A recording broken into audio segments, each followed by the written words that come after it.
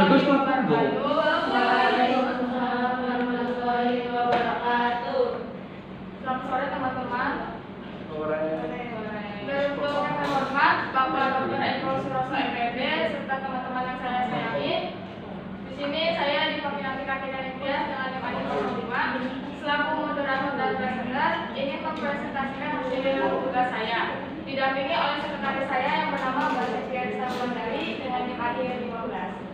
Tanpa untuk mengurangi waktu, sebaiknya kita mulai saja ya. Di sini saya mengambil judul buku yaitu Psikolinguistik Pengantar Pemahaman Bahasa Manusia. Penulisnya Sujono dan Doni Dodo, tahun tahun 2005, penerbit di Yayasan Aura Indonesia. Untuk penerbitnya di Jakarta, jumlah bulannya 12 bab, tebal bukunya 340 halaman. Oke, untuk bab pertama ada pengertian dasar psikolinguistik. Yang pertama ada sejarah lahirnya psikolinguistik. Psikolinguistik sebagaimana tertera pada istilah ini adalah ilmu hibrida, yakni ilmu yang merupakan gabungan antara dua ilmu yaitu psikolinguistik dan psikologi dan linguistik. Perkembangan ini dapat dibagi menjadi 4 tahap menurut Hess tahun 1992. Yang pertama ada tahap formatif, yang kedua ada tahap linguistik, yang ketiga ada tahap kognitif, dan yang keempat ada tahap teori psikolinguistik atau realita psikologis dan ilmu kognitif. Untuk yang pertama ada tahap formatif.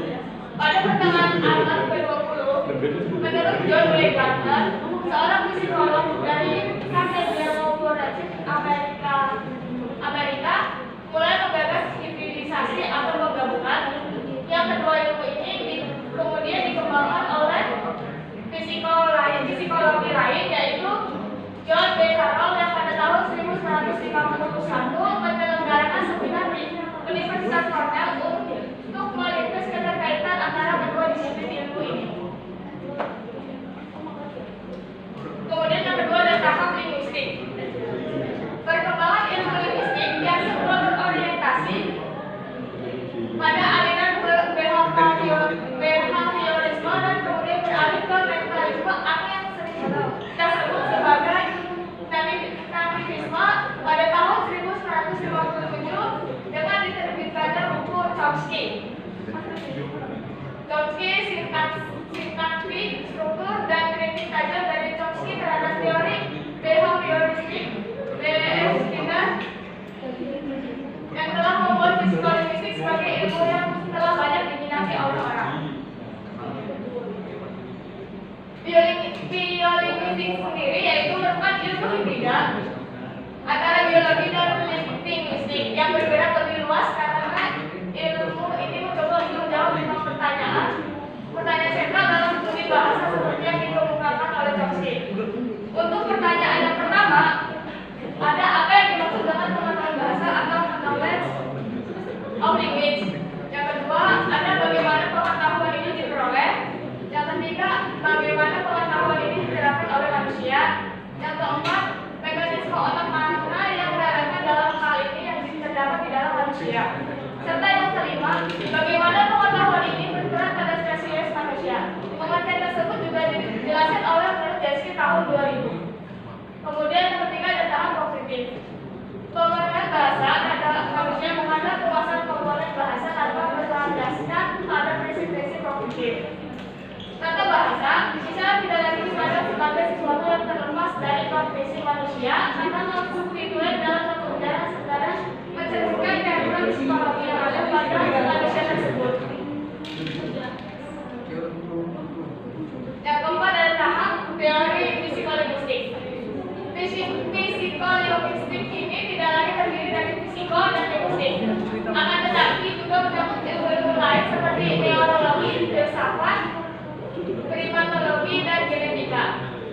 Neurologi mempunyai peran yang sangat erat dengan bahasa karena kemampuan manusia berbahasa ternyata bukan karena lingkungannya, akan tetapi juga erat dengan bahasa karena kemampuan manusia berbahasa ternyata bukan karena lingkungan tetapi karena konteks neurologis yang dibawanya sejak lahir.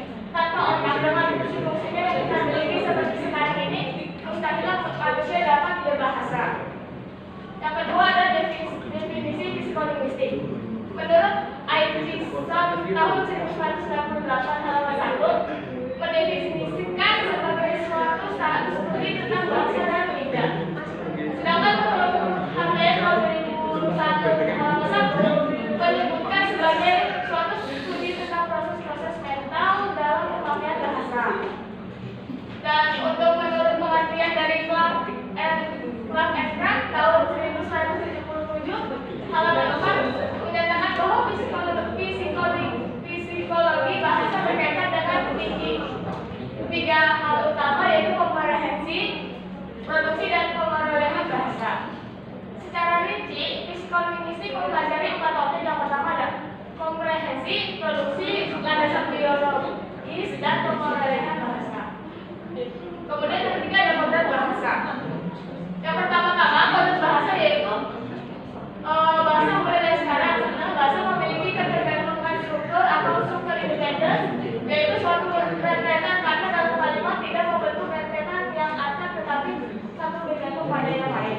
Yang kedua, yang membedakan bahasa manusia dengan bahasa binatang adalah bahwa bahasa dan pemakai bahasa itu kreatif. Yang ketiga adalah bahwa bahasa dapat dipakai untuk mengungkapkan situasi atau peristiwa yang sudah lama atau yang belum terjadi, dan bahkan sesuatu yang dapat dibayangkan ataupun tidak dapat dibayangkan. Kemudian ciri yang keempat adalah bahwa bahasa memiliki struktur ganda yang dinamakan struktur Latin, atau dalam bahasa Inggris adalah di struktur dari struktur Latin, atau dalam bahasa Inggris adalah substansi struktur. Untuk ciri yang kelima yaitu mengenai bahasa adalah bahwa bahasa itu diperoleh secara turun-temurun dari satu generasi ke generasi yang lain. Untuk ciri yang keenam yaitu bahasa hubungannya antara kata dengan benda, perbuatan, atau keadaan yang dirujuknya itu arbitrer. Untuk ciri yang ketujuh bahwa bahasa memiliki pola dualitas, yang artinya bunyi-bunyi itu sendiri sebenarnya tidak ada artinya dan baru menjadi bermakna setelah adanya bunyi itu yang kita gabungkan. Seperti bunyi K, bunyi S, dan bunyi A secara terpisah tidak mempunyai makna. Akan tetapi setelah K digabungkan dengan A lalu S, maka terbentuklah kata kas. Tapi apabila gabungannya adalah S, A, dan K, maka yang terbentuk adalah kata lain yang pusat. Kemudian untuk ciri yang ke-8 adalah bahwa bahasa itu memiliki semantisitas, artinya bahwa begitu suatu nama diberikan, maka nama itu akan selalu merujuk pada konsep benda itu. Meskipun benda itu sebenarnya tidak memenuhi syarat untuk nama itu. Yang kemudian yang keempat adalah definisi bahasa. Dua bahasa bisa saja memiliki beberapa bunyi yang sama, misalnya bunyi M, B, S, K, T, dan A. Tetapi bahasa Jawa mengizinkan M dan B untuk memulai suatu kata seperti kata mbak, tetapi bahasa B, bahasa Inggris tidak mengizinkannya. Pada seperti atas, simbol-simbol ini adalah kata-kata bu, yaitu book, dan sebagainya. Karena bahasa adalah lisan, maka simbol-simbol ini juga yaitu merupakan simbol-simbol lisan. Sistem simbol lisan yang arbitrer ini dipakai oleh masyarakat bahasa tersebut. Yang ini masyarakat yang memiliki sebuah bahasa yang dapat dimengerti. Kemudian kelima ada komponen bahasa. Komponen bahasa yaitu peran antara kaum behavioris dan kaum mentalitis atau analitis dalam menghasilkan suatu perubahan besar dalam ilmu bahasa. Yang biasa kita sebut dengan ilmu bahasa kini didominasi oleh kaum mentalitas. Namun ada satu hal yang tetap konstan, yakni komponen bahasa. Pada aliran linguistik pengalaman bahasa lalu dikaitkan dengan 3 komponen, yaitu sintaksis, fonologi, dan semantik. Untuk yang keenam ada pragmatik. Pragmatik merujuk ke kajian makna dalam interaksi antara seorang penutur dengan penutur yang lain.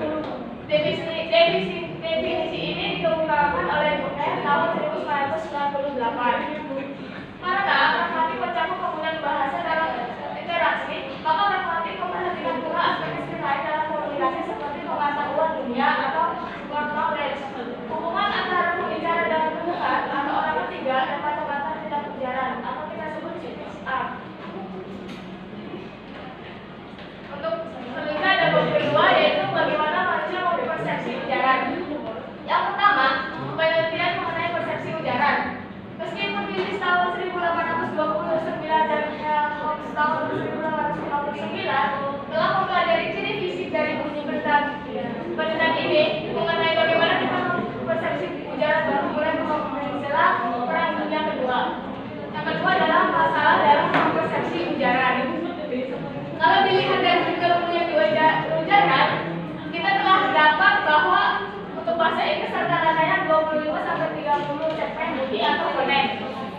tiap detiknya yaitu fonem tiap detik menurut Rachel dan Deso tahun 1998.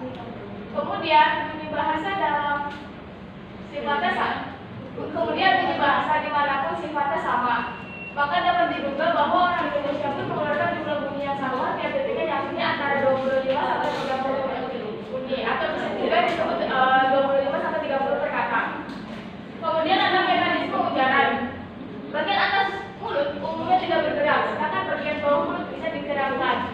Contoh bagian ini adalah seperti yang sama ada bibir, yang kedua ada gigi, ketiga alveolar, yang keempat palatal keras, yang kelima palatal lunak, keenam ada uvula, ketujuh ada lidah, kedelapan ada pita suara, kesembilan ada faring, 10 rongga hidung, dan yang ke-11 ada rongga mulut. Untuk 3 bagian satu yaitu bagaimana bunyi dibuat. Untuk bagaimana bunyi dibuat itu menjadi bunyi nasal dengan orang seperti dinyatakan di atas. Bunyi juga dapat dibagi menjadi 2 kelompok besar, yaitu konsonan dan vokal.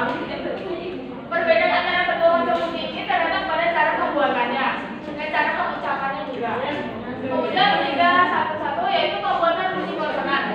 Bunyi konsonan dibuat dengan memanfaatkan bagian mulut seperti lidah, bibir, dan gigi. Bagian-bagian ini dinamakan artikulator, yaitu untuk membuat bunyi konsonan perlu diperhatikan 3 faktor. Yang pertama adalah titik artikulasinya, yang kedua dalam membuat bunyi konsonan, dan yang ketiga adalah status pita suara kita. Ketika pita suara kita kurang bagus akan menghasilkan suara yang serak-serak atau kurang jelas. Kemudian ada pembuatan bunyi vokal, berbeda dengan konsonan. Kriteria ini yang dipakai adalah untuk membentuk bunyi vokal adalah yang pertama satu, tinggi rendahnya lidah. Yang kedua adalah posisi lidah kita. Yang ketiga ketegangan lidah, dan keempat adalah bentuk bibir. Naik turunnya lidah menyebabkan ukuran rongga mulut berubah. Bila lidah berada di posisi tinggi, maka ruang yang akan dilalui oleh udara dari paru-paru akan menjadi sempit. Selanjutnya adalah fonomatik. Bahasa Inggris dan bahasa Indonesia misalnya memiliki fonem P, S, K, P, dan PSKR. Akan tetapi fonomatik bahasa Inggris memungkinkan menggabungkannya seperti SPR dan SPR. Pada awal suku seperti terlihat pada kata-kata sprite dan sleep. Bahasa Inggris sangat kaya dengan gugus konsonan. Bahasa Inggris dalam gugus konsonan ini ada 45 yang berada di awal dan 140 gugus di akhir kata. Pengertian tersebut dijelaskan menurut Phrase tahun 1945. Kemudian ada struktur suku kata. Suatu suku kata terdiri dari 2 bagian utama, yakni onset atau pembukaan dan rima atau rima sendiri terdiri dari 12 atau bahasa Inggrisnya emphasis dan coda. Dan kodanya itu terdapat koda 3. Kemudian ada fitur distinktif. Fitur distinktif ini yang terdapat pada konsonan dan terdapat ada 7. Yang pertama ada vokalis dan konsonantal, yang kedua anterior, yang ketiga coronal, yang keempat adalah kontinuan, yang kelima strident, keenam nasal, dan ketujuh adalah voice. Selanjutnya adalah voice onset type. Voice onset type yaitu sering disingkat sebagai FON, adalah satu antara A lepasnya udara untuk mengucapkan suatu konsonan dengan B getaran pita suara untuk vokal yang mengikutinya.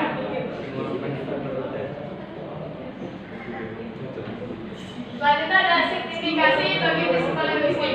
Bila kita mengucapkan bunyi P, bahasa Inggris seperti pada kata pan dengan benar, dan di dekat mulut kita ada sudut kertas yang kita siapkan, maka sudut kertas itu pasti akan tersertifikat dan bergerak.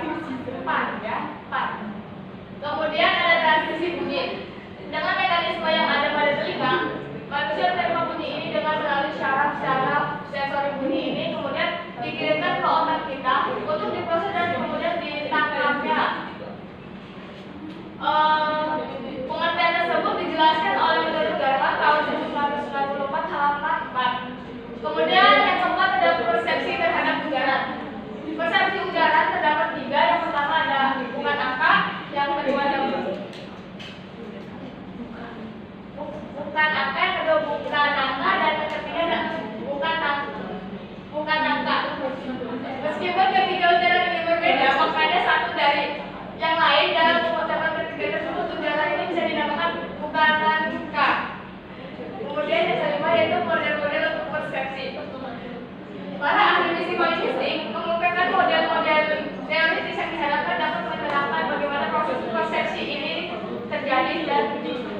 diciptakan. Sampai saat ini ada empat model teoristis yang telah diajukan, yaitu yang pertama ada model teori motor untuk persepsi ujaran.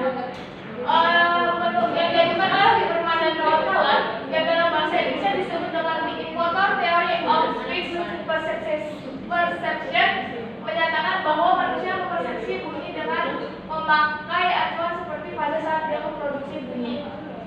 Kedua, ada model analisis dengan sintesis. Model ini hanya menggantungkan pada fitur akustiksnya saja, maka sebuah kata bisa saja memiliki banyak bentuk yang berbeda-beda. Karena diajukannya suatu model yang dinamakan model analisis dengan sintesis, atau biasa kita sebut dengan analisis by sintesis. Kemudian yang ketiga ada fusi logical model. Model ini dinamakan dengan fusi atau dalam bahasa Indonesia yaitu kabur, atau kata yang kita dengar tidak mungkin persis 100% sama dengan prototipe ketika orang yang sedang mengunyah sesuatu sambil mengatakan barang pasti tidak akan menghasilkan berat. Kemudian yang keempat ada model cohort. Model ini dikenal untuk model untuk mengenal kata ini. Dalam model ini terdapat dua tahap, yaitu ada model dress. Model dress ini merupakan model untuk persepsi burung, tetapi kemudian dikembangkan untuk mempersepsi sebuah bunyi. Definisi ini dijelaskan menurut Epstein Velan dari Rumah tahun 1981, serta Elman dan Epstein Velan 1984 dan 1986. Kemudian yang keenam adalah persepsi ujaran dalam konteks. Bunyi ini selalu dianjurkan secara beruntun dengan bunyi yang lain, sehingga bunyi-bunyi itu membentuk semacam deretan bunyi seperti bunyi A, B, C, dan sampai Z. Kemudian yang bab ketiga ada bagaimana manusia memahami ujaran. Yang pertama ada struktur batin dan struktur lahir. Yang pertama, lelaki dua itu masih dapat bermain tenis. Yang kedua, lelaki dan wanita dua itu masih dapat bermain tenis. Yang ketiga, yang ketiga, saying self-will can be dangerous. Yang keempat, John was wearing more than his mother. Dan yang kelima, the shooting of the mother was terrible. Oke, untuk yang kedua ada proposisi. Proposisi ini terdapat makna yang dinamakan menurut makna pada kalimat dinamakan sebuah proposisi. Proposisi terdiri dari dua bagian, yaitu argumen yang ikhwal atau ikhwal yang dibicarakan, serta B adalah prediksi yang pernyataannya dibuat mengenai argumen. Kemudian yang ketiga ada constituents sebagai realita psikologi. Dalam analisis bahasa kita selalu disodori dengan pengembangan kalimat menjadi berbagai bagian yang masing-masingnya dinamakan constituent. Kemudian yang keempat ada strategi dalam memahami ujaran. Untuk mengetahui tentang dunia memiliki gradasi yang berbeda-beda. Ada universal seperti gajah itu besar dan semut itu pastilah kecil. Kemudian ada juga yang lokal seperti kalender Jawa di atas, dan ada pula yang aksidental. Kemudian yang kelima ada ambiguitas. Yang pertama adalah kata ambiguitas. Teori ini dinamakan Gardenbaum teori atau GPT.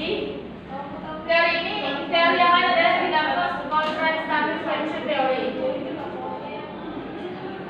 Kemudian ada pemrosesan kalimat pengharfian. Kalimat yang kita dapat tidak selalu mengungkapkan perpaduan makna dari tiap arti yang ada dalam kalimat tersebut. Jadi ketika kita mengucapkan sebuah kalimat tidak akan selalu tertata, atau bisa juga kalimat itu kita dengar tapi dengan samar-samar. Kemudian pemrosesan secara sintaktik dan atau semantik. Seperti dinyatakan sebelumnya, ada dua macam pendekatan yang membantu kita memprosesi dan mengamati ujaran. Dan kedua pendekatan ini seolah-olah merupakan dua kelompok yang berdiri sendiri tanpa adanya bantuan. Kemudian ada penyimpanan kata. Yang pertama ada faktor yang mempengaruhi akses terhadap kata. Yang pertama ada frekuensi kata. Untuk faktor kedua adalah ketergambaran. Yang ketiga keterkaitan semantik. Yang keempat kategori gramatikal, dan yang kelima adalah faktor fonologi. Kemudian teori tentang makna. Teori ini menyatakan bahwa kata memiliki seperangkat fitur atau ciri yang menjadi bagian integral dari kata lain. Misalnya seperti kata anjing memiliki fitur bernyawa, binatang berwarna warna hitam, coklat, putih atau belang-belang, kaki 4, telinga 2, ekor 1, ukuran badan serta suara bubuk dan seterusnya. Yang kemudian ada bab keempat, yaitu pelaksanaan tindak ujaran. Yang pertama adalah tujuan ujaran. Tindak ujaran ini dibagi dalam 5 kategori menurut Shirley tahun 1969 halaman 34 dan Mei tahun 2002 halaman 120. Untuk yang pertama yang representatif, direktif, komisi dan ekspresi dan deklarasi. Yang pertama adalah muatan proposisi. Pada muatan proposisi, pendengar menaruh satu proposisi dan proposisi yang lain. Makin lama semakin meninggi sehingga terbentuk suatu pengertian yang menyeluruh dari proposisi tersebut. Kemudian yang kedua adalah umum dalam pelaksanaan ujaran. Teori ini tidak lanjut untuk mengenai bahwa ujaran ada cara representatif, direktif, komisitif, ekspresif atau deklaratif. Yang ketiga, pelaksanaan ujaran. Pelaksanaan tindak ujaran representatif. Dalam tindakan tersebut memuatkan promosi ini untuk mencari mana argumennya dan mana predikasinya, siapa yang menjadi pelaku dan siapa yang menjadi saksinya atau menjadi pasiennya. Maka manakah yang memodifikasikan atau yang memodifikasikan seperti mata air atau air mata dan seterusnya. Kemudian ada pelaksanaan tindak ujaran direktif. Tindakan tersebut dapat dibagi menjadi 3 kelompok yang lebih kecil, yaitu pertanyaan dengan jawaban ya, tidak, bukan, atau belum. Yang kedua ada pertanyaan yang merupakan jawaban mana, atau si, atau mengapa, dan yang terakhir yaitu pemerintah untuk melakukan sesuatu. Pemerintah untuk melakukan sesuatu. Kemudian ada pelaksanaan ujaran ekspresi. Tindakan ujaran ekspresi menyatakan keadaan psikologis seseorang. Maka pelaksanaannya pun bukan berupa perbuatan, khususnya perbuatan fisik. Seperti kita memukul seseorang itu merupakan perbuatan fisik. Yang kemudian ada pelaksanaan tindak ujaran deklarasi. Itu diperlukan adanya syarat kelayakan atau validity condition agar kalimat yang diucapkan itu bermakna. Maka langkah tambahan dalam memahami dan kemudian melaksanakan ujaran ini adalah untuk meyakinkan diri bahwa si pembicara itu memang mempunyai wewenang untuk mengatakan apa yang dikatakan. Kemudian yang keempat ada pelaksanaan ujaran tak langsung. Yang pertama adalah prinsip kooperatif. Menurut prinsip pendidikan prinsip kooperatif, pertama kali dikemukakan oleh filosof H. Paul Grace pada Serenatan berada di tahun 1967. Kemudian ada pelaksanaan ujaran dan prinsip kooperatif. Unggahannya umum dilakukan bahwa teori ini sepertinya mengatur bagaimana manusia harus berperilaku dalam kehidupan dunia yang nyata. Kemudian yang kelima ada produksi ujaran.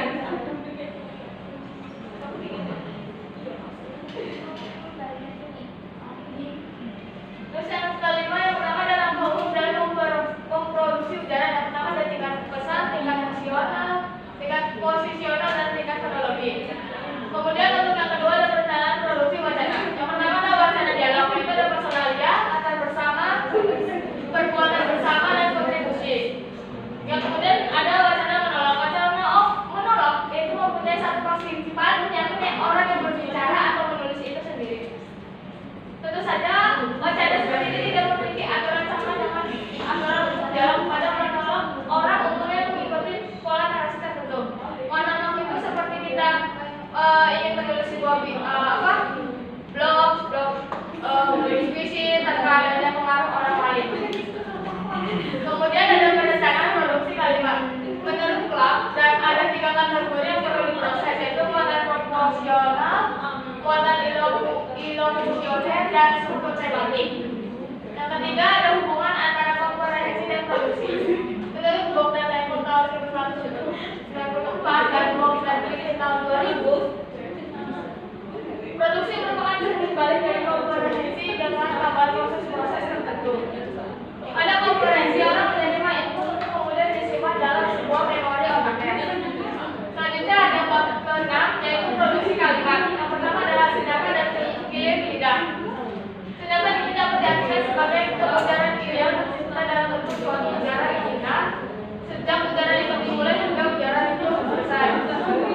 nanti kita sedang berbicara mengucapkan salam dan terima kasih jawabnya dengan wassalamualaikum warahmatullahi wabarakatuh. Waalaikumsalam warahmatullahi wabarakatuh. Kemudian yang pertama adalah baca senyaman. Yang pertama adalah senyaman ya, senyaman terisi. Dan kemudian ada letak senyaman. Yang pertama ada yang kemudian ada letak senyaman itu ada tiga gramatikal. Kemudian ada batas konstituen. Itu ada utama pertama dalam konstituen setelah kata dan terbuka maka konstitusi dengan kata-kata. Yang kedua ada kekeliruan. Dapat diartikan sebagai pemudaran yang terjadi karena tidak keluar memproduksikan kata yang sebenarnya tidak dikehendaki. Contohnya yaitu keliru lidah adalah fenomena produksi ujaran di mana pembicara mengikuti lidahnya sehingga ujaran yang diucapkan mengalami kekeliruan yang mungkin bisa seperti kemudian kekeliruan seleksi dapat diartikan sebagai fenomena di saat pembicara meretriev kata yang ternyata bukan yang dia maksudkan. Kemudian ada kekeliruan assembly adalah bentuk kekeliruan di mana kata-kata yang sudah dipilih sudah benar tapi assembly-nya keliru. Keliruan juga. Kemudian ada afasia adalah suatu gangguan bicara ketika orang tidak berbicara dengan baik karena adanya penyakit pada otaknya. Jadi semisal kita ingin mengucapkan kata lagi apa aja kan menjawab dengan kata yang baik. Kemudian ada unit-unit pilihan lidah. Yang pertama ada kekeliruan fitur disfungsi adalah terkeliru bukan suatu fenomena melainkan fitur distintif dari fonem saja. Kemudian ada kekeliruan segmen fonetik ada kekeliruan juga fitur lebih dari satu. Yang ketiga kekeliruan suku kata yang menunjuk pada konsonan utama dari suku kata. Yang keempat kekeliruan kata yang menunjuk pada suatu ujaran yang diucapkan. Yang keempat adalah lupa ikat dan latah. Lupa ikat dan latah dapat diartikan sebagai pengujaran seseorang dalam mempergunakan bahasa, di mana hal itu terjadi ketika seseorang terkejut atau dikejutkan dengan tidak sadar mengeluarkan kata-kata secara spontan. Misalnya kita dikagetkan, kodok. Seperti itu contoh halnya ya. Terus yang kemudian ada proses pengujaran. Proses ini dapat diartikan sebagai penunjukan dari suatu ujaran proses artikulasi yang kemudian terproses oleh manusia dan selanjutnya diwujudkan dalam bentuk yang kita ucapkan secara lewat mulut. Yang kemudian ada artikulasi kalimat diartikan sebagai proses yang mewujudkan konsep bunyi setelah proses ihwal tersendiri untuk pelafalan kata dan kalimat. Yang ketujuh, bagaimana kekeliruan kata terjadi? Kekeliruan dapat terjadi adanya faktor kecepatan sebuah ujaran. Kemudian ada kita masuk ke bab 7 yaitu penyimpangan teori. Oh ya, bab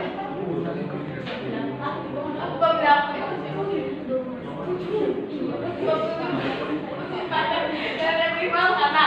Yang pertama adalah leksikal penyimpangan kata dan yang ketiga faktor mempengaruhi penyimpangan kata dan leksikal kata. Kemudian yang keempat ada model penyimpanan retrieval kata. Yang pertama adalah serial search model, yang kedua adalah parallel access model yang dibagi menjadi tiga yaitu ada logogen model, kemudian ada connectionist model, dan yang terakhir ada command model yang dimana command model ini memandang bahwa semua kata yang membentuk adalah akan otomatis aktifkan begitu kita mendengar sebuah kata yang diucapkan. Yang kelima pengetahuan tentang kata.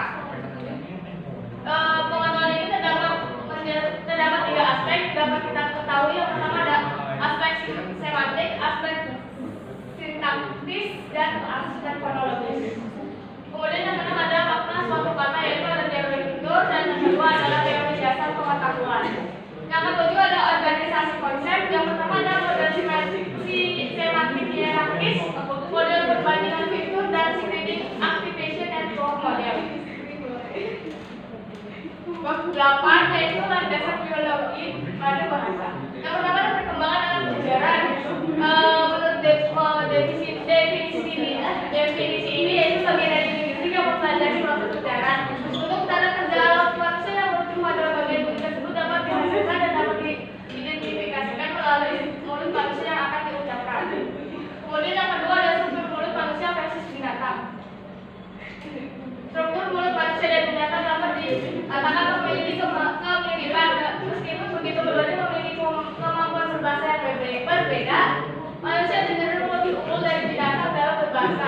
hal ini disebabkan oleh faktor genetik.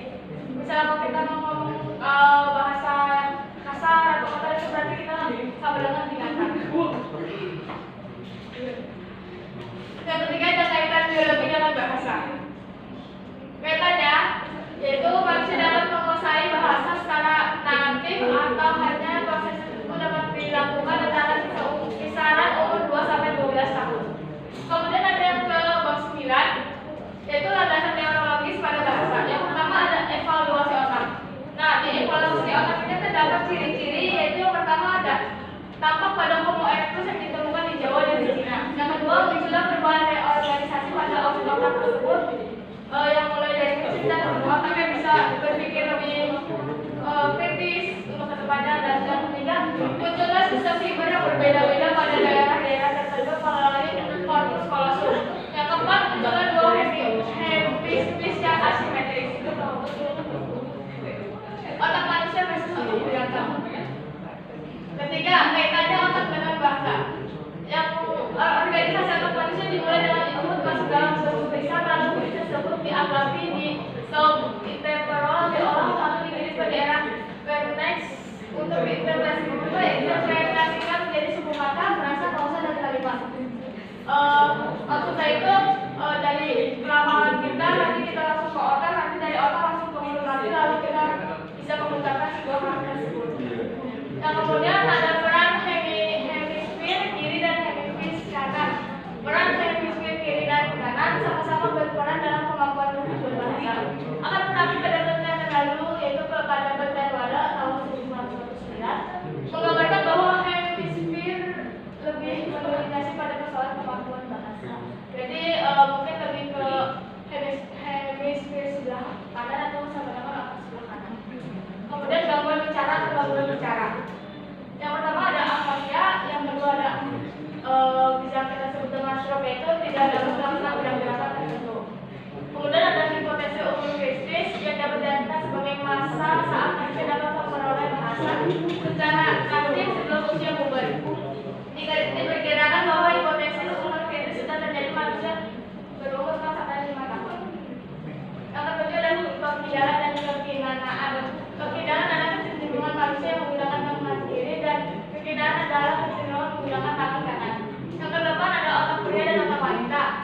Dalam proses bahasa tidak memiliki perbedaan signifikan, tetapi perbedaan keduanya dapat dipengaruhi oleh budaya daripada genetik. Yang kemudian ada bahasa sinyal. Bahasa yang dapat diartikan sebagai bahasa pengganti dengan cara mempergunakan tangan dan jari untuk membentuk suatu kalimat, orang biasanya menyebut dengan bahasa isyarat. Kemudian ada metode penelitian otak.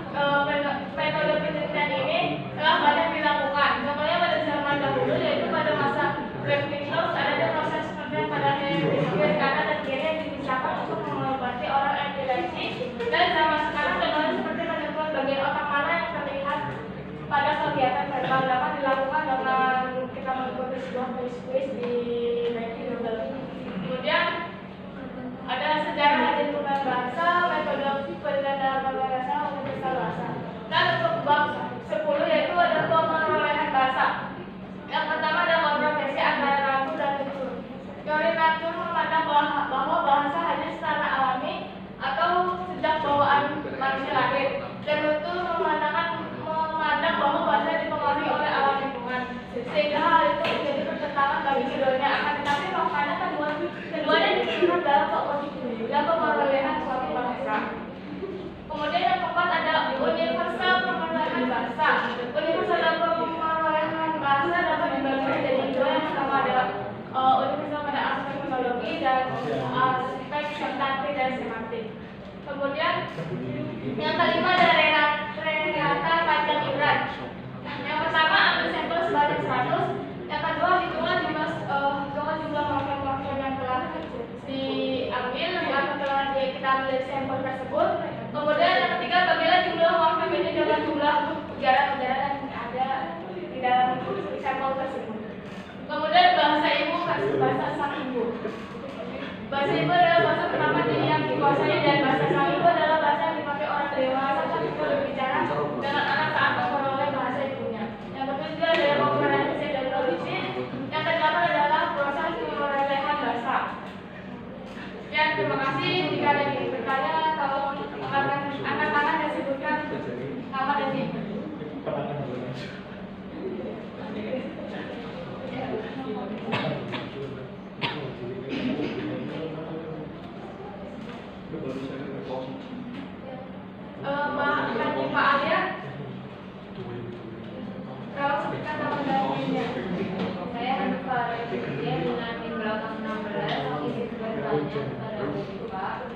Sebutkan tahap formatif yang terdapat di dalam psikologi apa saja. Selanjutnya, Salsa. Saya sama dengan coba dengan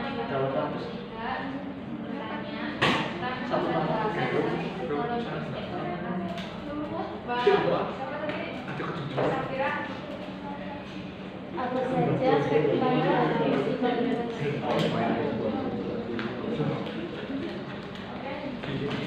saya menjawab apa izinkan memberi waktu untuk menjawab dan jawabannya.